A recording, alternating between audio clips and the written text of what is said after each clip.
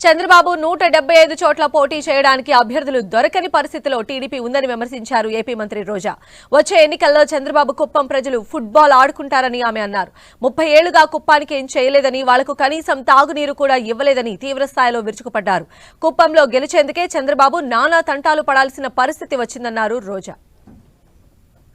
So ఈరోజు 175 చోట్ల క్యాండిడేట్లు పెట్టడానికి చంద్రబాబు నాయుడుకి క్యాండిడేట్లు దొరక్క పవన్ కళ్యాణ్తో జత కలిసినా కూడా ఇంకా కూడా అనౌన్స్ చేయలేని దౌర్భాగ్య స్థితిలో ఉంటూ రాష్ట్రం సంగతి దేవుడెరుగు, కనీసం నా కుప్పాన్నైనా నేను కాపాడుకోకపోతే రాబోయే 2024లో 175కి 175 అని జగన్మోహన్ రెడ్డి గారు ఘంటాపదంగా చెప్తున్నప్పుడు మనం ఓడిపోతే తలెత్తుకోలేమన్న భయంతో ఈరోజు కుప్పానికి వెళ్తున్నారు తప్ప మరొకటి కాదు.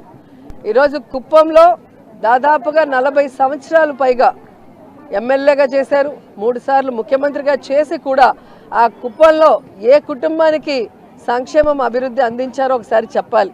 చంద్రబాబు నాయుడు 3 సార్లు ముఖ్యమంత్రిగా ఉన్న చంద్రబాబు నాయుడు తనకి ఓట్లేసి ముఖ్యమంత్రి అయ్యేందుకు అవకాశం ఇచ్చిన ఆ కుప్పానికి తాగే నీళ్లు కూడా ఇవ్వని ఒక దౌర్భాగ్యమైన పొలిటీషియన్.